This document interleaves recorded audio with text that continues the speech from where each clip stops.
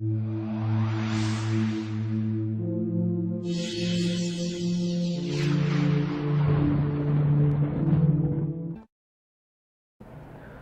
alaikum, dear brothers and sisters. We hope and pray that Allah subhanahu wa ta'ala has allowed all of us to fast the first day and gain all the blessings. And on the second day of the month of Ramadan, we want to go over the dua of the second day. In this dua we read, Bismillah ar-Rahman ar-Rahim, Allahumma qarribni fihi ila mardatik وجنبني فيه من سخطك ونقماتك ووفقني فيه لقراءة آياتك برحمتك يا أرحم الراحمين. We've progressed, hopefully, from the first day, and we're moving on to the second day, and so the types of requests we're making seem to be progressing as well. What we're asking, the first passage here is, Allahumma qarribni fihi ila mardatik. O Allah, this roughly translates to, O Allah, get me closer in this month and on this day, ila mardatik, to your, well, in a sense, maybe we can use the word pleasure or being pleased. We're asking here to get close to a stage or a state that we can be in which Allah subhanahu wa ta'ala is pleased with us. Now, this concept of the rida of Allah, God being pleased with one, is something that we find in multiple verses of the Holy Quran. Of course, using different words, but from the same root, referring to the same concept. And it's something that when we come across, maybe for someone like myself, there will be a bit of a problem trying to understand this. And what's the importance of this? For example, Allah subhanahu wa ta'ala in the Holy Quran, when He describes, in some occasions, when He describes the blessings of the hereafter, the gardens, the trees, the streams, the gold, the silver, and what have you, then it says, وَرِضْوَانُ اللَّهِ أَكْبَرُ, or sometimes وَرِضْوَانُ مِنَ اللَّهِ. It says that this ridwan, which is God being pleased with one, is above and beyond. It's better than all of the above mentioned. It's better than the trees, the streams. It's better than the nice, cool, fresh streams of water and other streams of milk and honey and so on and so forth. Something that's a lot more enjoyable. All these other things are not even comparable to it. What is it? It's God being pleased with one. This is a concept that we have to gradually start to understand. And the reason why we don't really understand it is because of the level of iman and faith we're in. If we conceptually try to understand it a bit and want to have it, hopefully that will cause us to get motivated to move on that path. True believers are motivated by this. The most important thing for them is God being pleased with them. Now, what's the core thing that causes us or helps us understand this? It's the understanding of God, of Allah subhanahu wa ta'ala. If somebody develops the love of Allah subhanahu wa ta'ala through, well, first conceptually understanding Him, then moving towards developing a different form of understanding where it's a spiritual understanding, they would develop this love of Allah subhanahu wa ta'ala. If you develop love for Allah subhanahu wa ta'ala, then the most important thing you want from Him is Him Himself and Him being pleased with you. If we use the analogy of human love towards one another, if you have a friend that you love, if you have a spouse that you love, if you have a teacher you love, whoever it is that you have love and respect for, then what you would really want them to, or the way you would really want them to be towards you, is that you would want them to like you. You would want them not to be upset at you. If you see and you realize that they're upset at you, it eats you up. You don't want them to be upset at you. You'll do anything to get them to smile at you. You'll do anything for them to like you. If you love them, then you really want them to love you back. If you love them and they don't have that feeling towards you, it's going to eat you up. You can't stand it. What you really want is that if they give you all the gifts in the world, that person, but you come to the conclusion, you realize that they don't really like you, then you'll throw all that away. It doesn't matter. If he's not going to like me, or if she's not going to like me, if my friend is not going to like me, then even if they give me all these gifts, it means nothing. I want them to like me. If it's a sign that they're liking me, then yeah, that's enjoyable. It's enjoyable to receive a gift from someone that loves you and you love them, when you know that this gift is a sign that they love you.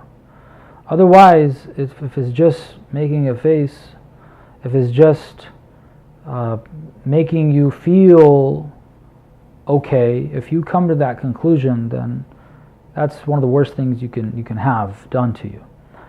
So if a person loves Allah subhanahu wa ta'ala, if they come to that spiritual state, then they will realize that all the streams, all the trees, all that beautiful scenery, without God being pleased with them, or God being pleased with one compared or like some of the best of His servants, that means nothing. If He gives me all of that, but He's not pleased with me, I don't want it. A lover of Allah subhanahu wa ta'ala is going to be feeling that way. So we're asking here, oh Allah, in this month, help me move closer to a state where you would be pleased with me. Hopefully we develop that understanding, we develop the taste for it, we develop the love for Allah, so that we could truly want this from Allah. وَجَنِّبْنِي فِيهِ مِنْ سَخَطِكَ وَنَقِمَاتِكَ. This is the reverse of the previous, meaning that we want Him to be pleased with us, we don't want Him to be angry at us. And the result of anger and the wrath of Allah subhanahu wa ta'ala is the painful things that can happen to us and He can bring upon us, the naqimat. So Him being displeased with us, being angry at us in a sense, and the result of that, I don't want that. Now this is interesting, and maybe by making a comparison here we can have a better understanding of this. See, it says, please keep me away from your sakhat, your anger, your wrath, and naqimat, a hardship, a difficulty that is the result of sakhat, okay, it's wrath. In our lives in this world, sometimes we face difficulties, we face hardships. If those difficulties and hardships are not a result of God's wrath and anger, if they're actually a means through which one can develop a closer relationship with Allah, the Imam isn't teaching us here to ask for us not to have that. That would be something that one would enjoy. Imam al-Hussein on the day of Ashura in Karbala is difficult. Even hearing about it is difficult. But that's not sakhat of God, and it's not naqimat. It's difficulty, it's hardship, but it's not niqmah. And therefore Imam al-Hussein is enjoying. That's why they say when he's getting closer and closer, his face is glowing more and more.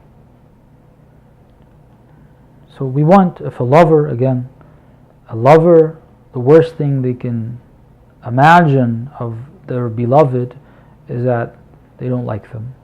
They are angry at them. We're asking Allah subhanahu wa ta'ala to keep us away from that in this month. وَوَفِّقْنِي فِيهِ لِقِرَاءَةِ آيَاتِكَ. Allah, please enable me and give me the tawfiq to be able to recite your signs. I was referring to the verses. We Ayat are usually translated as verses, but I want to use the word signs because that's the literal meaning of the word ayah, and there's a reason for that. Allah, enable me to recite your signs. One interesting thing to note is the caliber of what we were asking prior to this, the mardat of Allah, God being pleased with one, and avoiding the sakhat, the wrath of the divine. The caliber of it is a very high caliber. Okay, it's words that a lover would be speaking to a beloved. Okay, it's a very high status. It's a very high request. Okay. Now here at this point, coming to the idea of reciting his signs, the verses of the Quran, the reason why I want to make note of that is to make us realize and understand how important reciting the verses of the Holy Quran are. If you're looking for spirituality, if you want those high positions with Allah subhanahu wa ta'ala, then definitely one at least of what needs to be done is this: reading the verses of the Holy Quran, reciting those verses, looking into them. Why is this so important? Well, this is why I want to use the word signs instead of verses. When you say verses, it becomes words. Okay, it's just simply some words that we're told God sent this down and revealed it upon the heart of the Holy Prophet through angels. But when you call it an ayah, a sign, they are words, but they're the sign of the divine. Okay. In other words, these are very special signs of Allah subhanahu wa ta'ala that He has given us in the Holy Quran that have depth. We have to read and read and read and ponder and ponder and ponder until we start to see them as signs of Allah subhanahu wa ta'ala. If one starts seeing things as the signs of Allah subhanahu wa ta'ala, then that's going to cause them to start progressing and developing towards those very lofty goals that we have in this dua, moving towards the proximity of Allah subhanahu wa ta'ala. And we ask all of these, it says birahmatik, with the mercy of Allah. It's only through His mercy that we can receive any of this. And as it says, the Imam teaches us to remind us that when we are referring to Allah, we should have our hopes very high by mentioning that He is Arhamar Rahimin, the most merciful of all those who show any mercy. We ask Allah subhanahu wa ta'ala, through His mercy, which the greatest manifestation of His mercy is His beloved Prophet, or our beloved Prophet as well, Prophet Muhammad sallallahu alayhi wa sallam. We ask Him through that great manifestation of His mercy and the Ahlul Bayt that He bestows us with the great blessings that the Imam teaches us in this dua. Alhamdulillah Rabbil Alameen.